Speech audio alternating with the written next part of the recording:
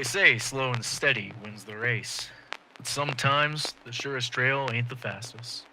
At least that's how Mando saw it. Special like when you're hauling precious cargo and still got that pesky mark on your head. It'll be a cold day on Mustafar before he lets the law catch up. But the wind be a howlin', Mando. The wind be a howlin'. Spoilers ahead. Welcome back, everybody, to another episode of Hoth Topics, a podcast about Star Wars. Joining you today is me, Ian, your co-host. Joining me is our other co-host, as always, John. Hello. And once again, continuing our Mando review, recap, and other words beginning with re, Mike. Roommate Mike is here. That's me. Yes, it is. So, gentlemen, probably going to be a little bit of a shorter episode because the episode of The Mandalorian that we're covering is one of the shorter ones, I think. Straight facts, Mike. Can you confirm? Yeah, it's pretty short. It's only about 40 minutes long. Roommate Mike coming at you with a straight facts. Straight facts with roommate Mike. So, not one of the longer ones, but there's still going to be plenty to talk about. And this is chapter 10. And it's The Passenger, I believe. And got definitely not The Frog is not the title, which is what was going to come out of my mouth at first. But then I remembered that would be probably wrong. Probably. Froggily wrong. So, let's go... let's go into... My brain is broken. So let's jump straight into it. Some of the cool stuff we liked about this episode. John, let's start with you. I love that we started on Tatooine again. It's my favorite place to keep revisiting. Well, we hadn't left from the last time, Right, to be fair. That was the joke. It was kind of like a weird intro with Mando flying back towards Mos Eisley and then getting clotheslined by a clothesline. And I think all to set up a joke of somebody trying to steal his jetpack and then the jetpack being remote controlled, which was hilarious, but Yeah. like it didn't really serve anything unless at some point he's going to come back to Tatooine, but he needs a speeder, but he no longer has access to that speeder. Also, Amy Sedaris' character did not mention the speeder, remember? It was mentioned in the previous episode when Mando asked, hey, is the speeder still around? Right. And she said yes. Right, but She didn't acknowledge that the speeder was it was gone, yes. no longer there, yeah. Right. I was a little concerned that she was going to be pissed that he didn't bring back her speeder. Maybe it's because of all the meat he brought back. And All also the dragon meat. she also charged him for a finder's fee when bringing the passenger. She was going to do that anyway. Well, yeah, true. What's interesting about your point, John, where that beginning scene doesn't really serve anything, it kind of fits into the following scene where he shows up and interrupts the poker game between Dr. Mandible and Amy Sedaris' character. Because, like, the last episode setup was pretty perfect in that, where do I need to go? I need to find Mandalorians. There's one on Tatooine. I'm going to go to Tatooine and figure it out. But that quest ended, and he has, like, nowhere to go. And the fact that he just kind of, like, walks into the bar, and Dr. Mandible happens to be playing cards there, and happens to know about someone who could lead him to other Mandalorians. It's like, yeah, I've seen weaker setups, but it was a pretty weak setup. The whole beginning of this episode seems to be setting up for the next step, because the last step was great, but they didn't really have anywhere to go, so they kind of it felt a little fumbly to me, narratively. But once they got there, they got there. It felt like in a video game where you pick up the side quest and forget to pick up the main quest. So he went and killed the big scary monster, and it turned out, oh, that wasn't even what I needed to do anyway. Right. I'm just going to go back here and talk to Dr. Mandible, who's got all the information I need to actually do the thing that I wanted to do. Yeah, 100%. What else you got for us, John? I feel like I keep wanting to say Pele. Yeah, Pele. As we've seen, she kind of only speaks in like half truths to Oh, Mandalorian. yeah. So we don't know that Dr. Mandible actually knows where any Mandalorians are. We just take it at her word that he knows what's up. Especially because she needs the Den to pony up for Dr. Mandible solely so she could win all of his money and more of his money. Dr. Mandible's money and the Mandalorian's money. Yeah. That makes more sense. And we see that a couple more times in this where she vouches for the passengers' like intentions and like character. And then at the end, it's like, oh, like I met her like 10 minutes before you walked up, like sort of thing. I was going somewhere with that, but then my brain shut off. I need to close my browser, otherwise I'm going to keep staring at Twitter. Never do that. Awful Never ever idea. do that. You go down weird rabbit holes. You click on trendings that have nothing to do with anything. But if you want to start your next rabbit hole, go ahead and start with @HothPod. Oh, Shameless plug. Continue. that broke my brain further. I am so sorry. So at this point, we get the introduction of the passenger, who is a frog lady, who is referred to as Frog Lady who in the speaks credits. Frog. She has a delicate cargo of her unfertilized eggs that she needs to get to Trask? Trask. Thank you. Yeah, I think. Um, Yeah. I was just going to say other planet. Yeah, I kept wanting to say Dak, but that's not where they're going. Nope, no Dak. Um, Nope, it might as well be Dak. Right. And the catch with this trip is that he can't fly it in hyperspace, or it will kill the eggs. I believe. Yeah, something like that. Which sounds ridiculous, but I've watched enough sci-fi to know that at some point you need to limit people's speed, otherwise you can't have a story. Sure.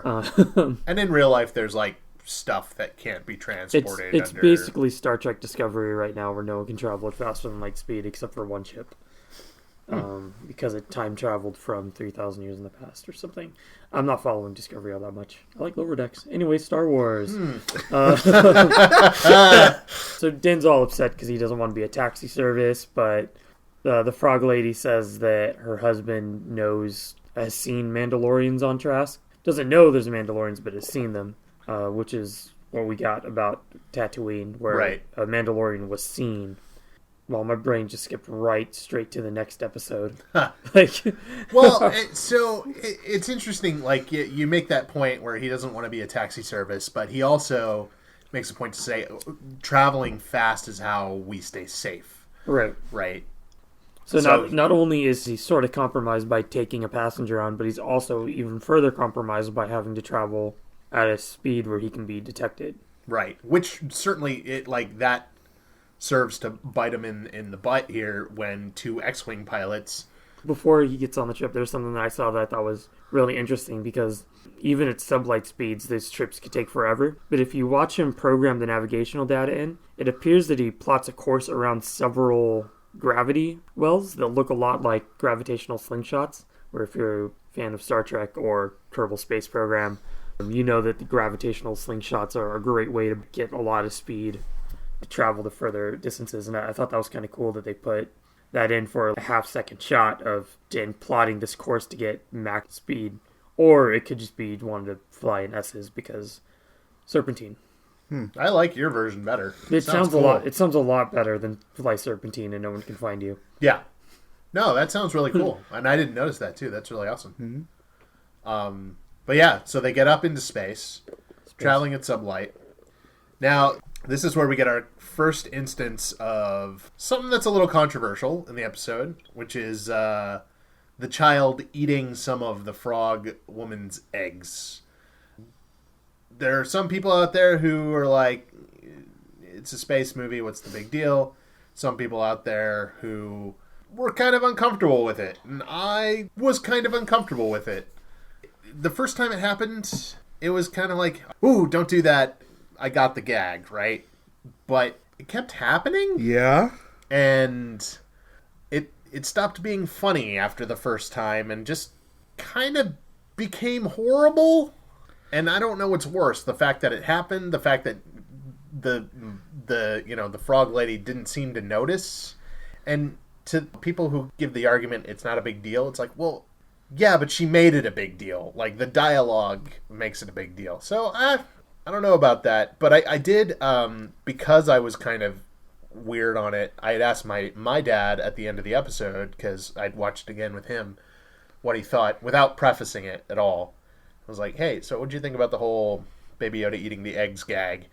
And he was like, it was whatever. It's kind of funny. So I wonder if it's maybe just like an age gap with the writers and not age gap, but maybe just like storytelling. The films and TV shows they grew up with have used that sort of humor, and it's Right. And today with like the internet, and rewatching and streaming, we're able to like look over things and deep dive into them more. Mm-hmm. And so we're kind of like, I don't know about that, but the only reason that occurs is because we have the luxury of watching it over and over again. I don't know. This is an interesting take. What do you guys think? I hated it, but I don't care enough about it to like have it diminish my thoughts on like the show or even the episode. I just like I've never rooted for a character in The Mandalorian more than Frog Lady. She's the epitome of just good and innocent in the show. And for Baby Yoda to just see her babies as food and they can't defend themselves and he just gets to have however many he wants for the sake of comedy, I wasn't all about. So, not for me, but I can see the humor in it, and I don't hate that it exists. It's just not for me. That's all. Fair. John? Eggs? I thought there was a couple different interesting ways to look at it. Throughout the series, we've seen Jawas just destroy a giant creature's egg. We've seen Yoda eat or try to eat several frogs. So I'm thinking in the writing room they thought maybe this wouldn't be different, but the difference is the eggs being eaten are the offspring of a sentient creature, I think, which is what's striking home with everyone else. Like, we see him eat the frog and we think it's funny, or like spit the frog out in season 1. That's all right for most people. Sure. But I think because the frog lady said that this is probably going to be her, or this is her last their last chance to have right. their Trying to think of what the correct continued. term is for a whole bunch of eggs. A clutch of eggs. Yeah. That doesn't sound right. That makes it still sound like food. Well, what I was kind of hoping is that there was a gag that was going to be like there was going to be a punchline. There's going to be a payoff at the end. Or like in the next episode, like we get to Trask, it turns out those weren't her eggs or like drugs or something, and Baby Yoda's like, Right. all sorts of messed up. But that didn't happen. No, he just kept eating eggs. Yeah, just eating her children. Yeah. The two X-Wing pilots show up, and because he's traveling sublight, they get a chance to pull him over, essentially, and ask him for his... it's like, hey, your transponder's not on. It's like, yep. Could you turn it on for us? They didn't have one. Nope. Doesn't seem to be working. Okay. No, those are two different things. The transponder he didn't have because his ship was built before the Empire, so at the time it was like grandfathered in. And then they needed him to send him a ping, which I'm assuming is probably some sort of like vehicle reference. Send them like a VIN number or something like that. But the beacon itself, I think, is supposed to do the same thing, the transponder. Probably, So, but but be on. But like at all broadcast, times, yeah. So just like, hey, maybe give us your identification. And he's like, do I have to? And they're like, yeah. Kinda. So he sends them his ID, his ping, and they were like, wasn't this the ship that was near that prison ship where everything went down? And he noped right out of there. Noped right out of there. Gave him the slip. Landed on not very sturdy patch of ice. Landed is a generous term. Crashed into a not very... And then crashed again. He went ice skating with his ship and then just happened to stop on a not so good spot. It was a really cool chase scene. Like I liked it. You know, some atmospheric ship combat, or at least ship flying, is not something we see all the time in Star Wars. Right. So that was pretty cool to see. Then follows the Cave of Wonders. Your favorite part of any Star Wars. Yeah. Cave of Spiders. I don't much care for spiders. You see, Ian. Send your spider pictures to @HothPod. No, specifically If you at do that, Hoth, I will cry. HothPod Ian. Oh, right. Right. No, don't, no. No. All the scariest space spiders. I will cry. I appreciate that you call it the Cave of Wonders because all Baby Yoda had to do was touch the lamp. But he went for the eggs. Touch nothing but the lamp. Yeah, so they're stranded there. The ship's all busted. Frog Lady's like, maybe fix the ship. Mandalorian's like... She uses Richard Iowati's character Yeah. to talk in frog speak to the Yeah. Mandalorian, and then she pieces out because the Mandalorian is like, no, I gotta sleep this off, and she was not having it. She understands So the she left. the importance of the situation, and Mando's like, no, I'll deal with it in the morning. Well, then he did get up and start fixing the ship. Right. And then that's when she wandered off because she was cold, so she wandered into ice caves. Mm-hmm. But then she found a hot spring. Perfect. No. Everything's fixed. No. Oh. Spiders. Oh, there's spiders. I will say, they're a cool design, and it was kind of cool to hear some of the behind-the-scenes stuff where they're like, we've been staring at this Ralph McQuarrie-inspired thing for Empire for years and haven't used it, or at least haven't used it in live action. Because they had some similar creatures in Star Wars Rebels, but yeah. So, I don't know. You guys talk about spiders. I don't want to talk about spiders. I liked how many eyes they had, and I liked how many eyes they had of different sizes randomly just everywhere. Well, so I thought that was a lot of fun. That was in the concept art. The ones themselves kind of only had the band of eyes around sort of the notch area. I where like the mouth concept is. art spiders with eyes everywhere. Eyes on eyes. Yeah. I mean, they still had too many eyes. I mean, they were just And too much teeth. too many teeth. I liked many the teeth for a different spider. sizes. There was very tiny ones, and there were one really big one. Big honking ones. Big honking spiders. I thought this is where the egg thing was going. So, Mando finds Frog Lady in a hot spring, brining with her eggs. Having a not the right jacuzzi one. with her eggs. Yeah. Brining with her eggs. That was the wrong word, I apologize. Yeah, having a spa day with the eggs. Yeah. Didn't realize this is stupid. Starts gathering up the eggs. And while he's doing that, Baby Yoda goes and finds more eggs, because in sci-fi, you gotta have a cave with mysterious egg sacs Right. that are full of wonderful things. Yeah. Be that face huggers or head crabs. The flood. Of course. Flood's Some basically sort of- just marking eggs. Some sort of terrifying insect hybrid nonsense. Mm-hmm. So the Baby Yoda finds Bigger eggs this finds time. eggs like he's been eating, just on the ground, free. Pops one open, eats the crunchy little critter inside. And I thought this would be... Well, then all the eggs start hatching.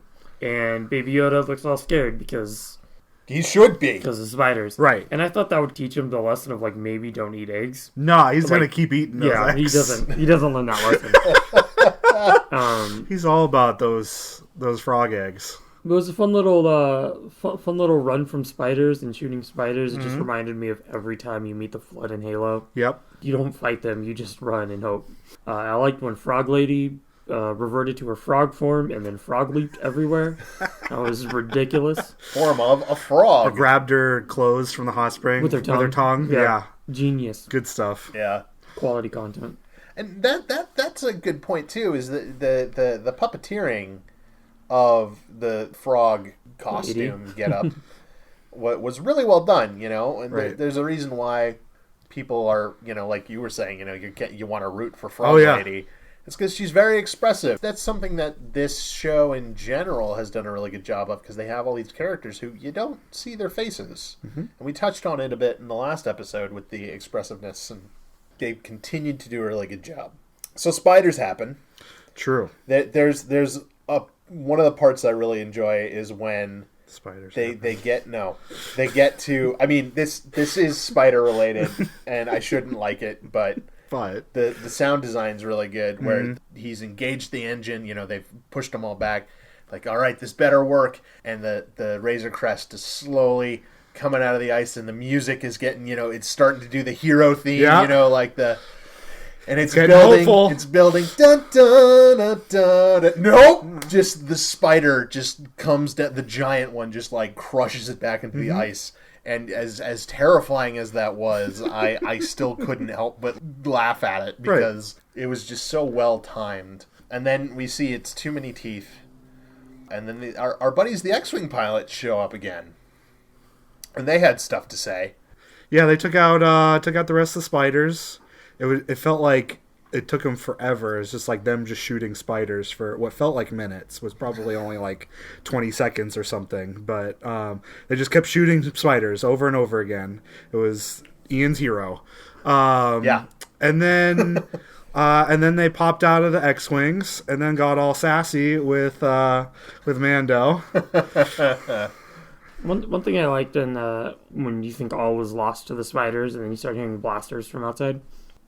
At least for me, when the big one got shot and Mando's sitting inside or climbing outside of the Razor Crest, it sounded like they were still using their X-Wings guns. But as soon as it cut to outside, the sound design changed to blaster rifles. Right. And the few times I've watched that, I was always trying to figure out where it was that they finally popped the hoods or popped their cockpits to take them out by hand, I guess. Yeah. That was it. That's the thought. All right. All right, fine. You coaxed out of me. This is a dumb prop thing. The blasters that the two X-Wing pilots use, Carson and Trapper Wolf, they're using what's the cannon name? A295s, I believe, which is what they renamed the blaster rifles they use in Empire Strikes Back, which are the ones based off the German World War II MP-44s. So a lot of numbers, yeah. It was the same gun. It was classified as the same models they used on Endor, which were based on M16s, but then those became the A280s, and then in Rogue One they changed those up. It's the one that I've been building, and it's sitting in a box because I lost all motivation to work on it. Nice. But I just thought it was interesting that they're wearing flight suits that the shiny style that they wore in Rogue One, but then they're using blasters from a 40-year-old movie instead of like the more updated version that Lucasfilm has been making. Well, John, these are trying times. I forgot. Yeah.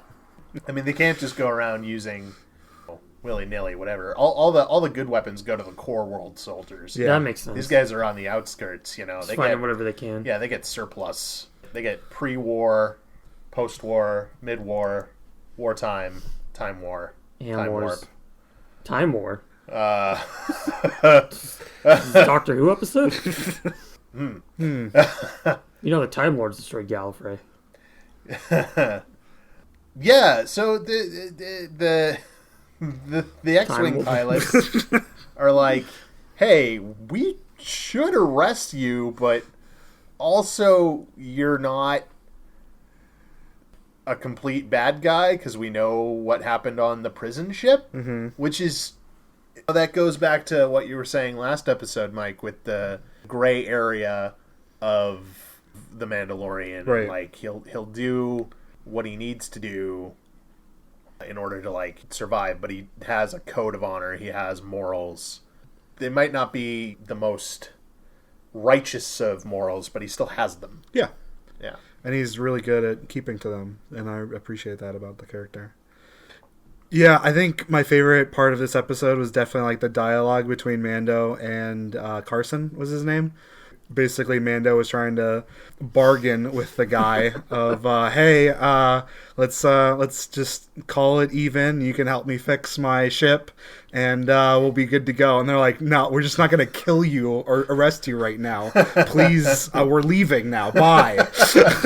Remember that part where your ship illegally docked and like destroyed a whole bunch of New Republic droids, and also one of our men died. Yeah. Yeah, We're we're letting that part go. You get to stay here with the spiders. Goodbye. I say good day, sir.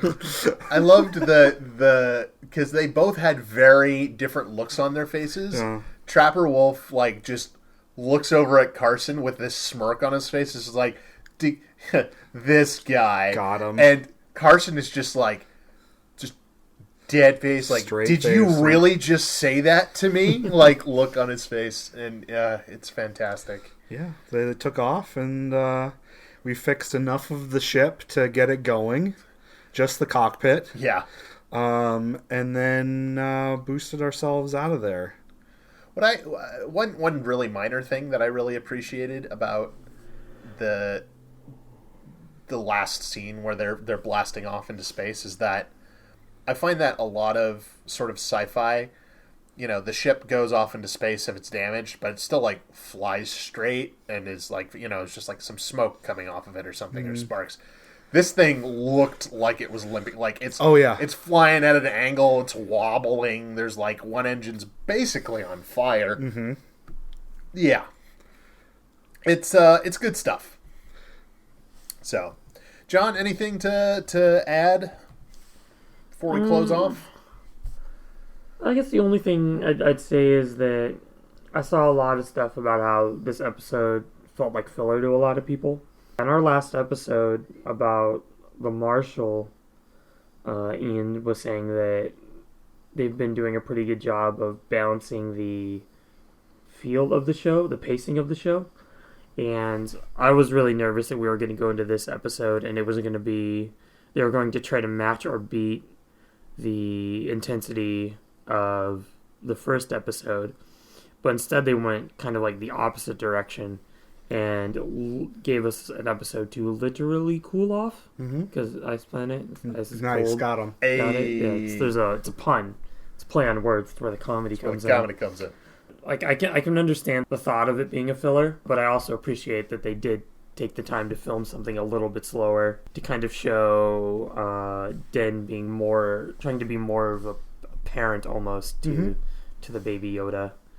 And with the Frog Lady kind of giving him I wouldn't say like a role model as a parent, but to see what a parent would do to protect their children, which the child basically is for Mando at this point.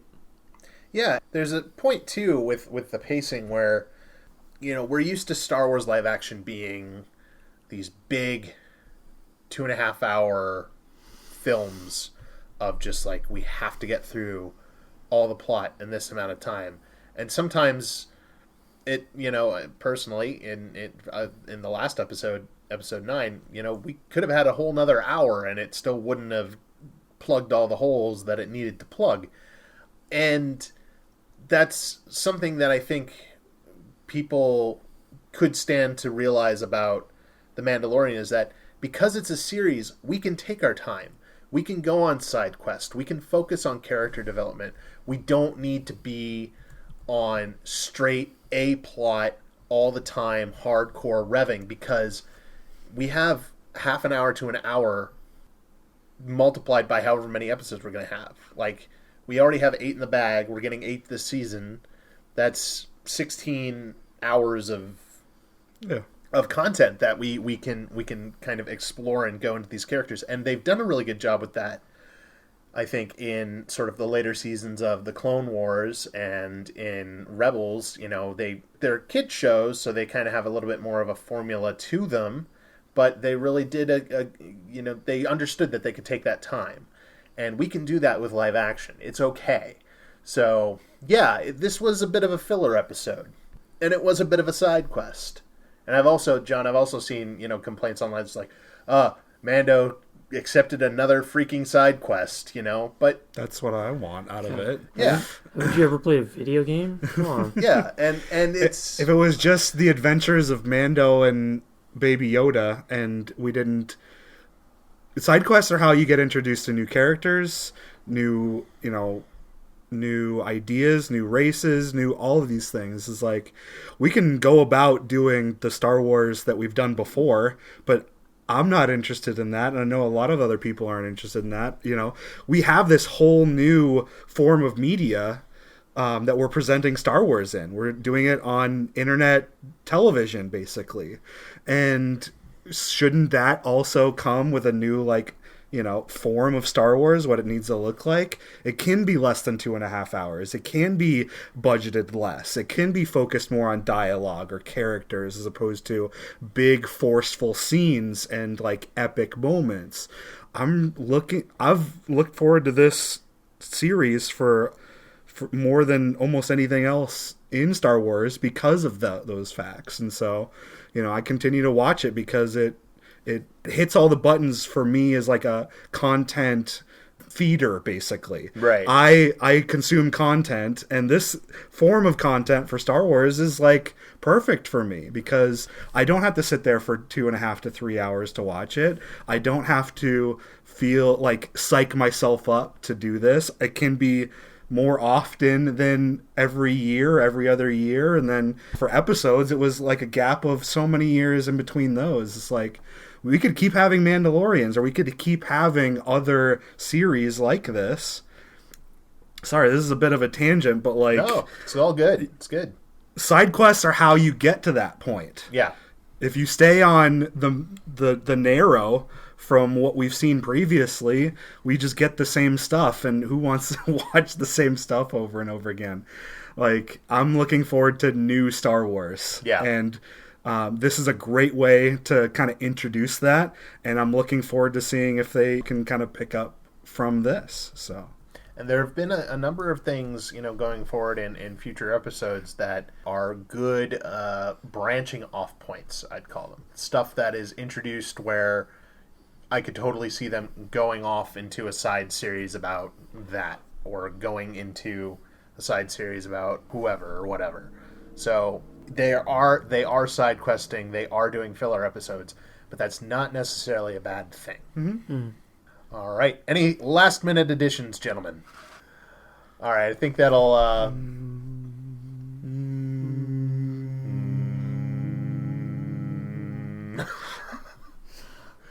right, I think that's it. We have meditated, we have reached into the Force, and we have come up with nothing. We have harmonized. So, thank you very much for joining us on this episode of Hoth Topics, a podcast about Star Wars. If you want to find out more, listen to past episodes, read any articles, or just generally see what we're up to, you can head over to hothtopicspodcast.com. You can tweet at us at the Twitters at HothPod, or you can send us an email at hothpod@gmail.com for any questions, comments, or ideas that you might have for future episodes. We'll jump into this next episode and just keep going down the Mandalorian train. And, Got it. Endings. Nailed it. I'm good at them. Absolutely. Segue. My name is Ian. Mine is not. That was John. Mike's here as well. Thank you, everybody. Thank you, everybody. We will see you next time. And that's the straight facts. And again, send your sweet spider memes No. to at HothPod. Nope. At HothPod Ian. There it is. Specifically. Nope, neither. Thank you all. Don't do this. Don't do this. More No! spiders. More spiders. No! More spiders. And other arachnids. Oh, worse.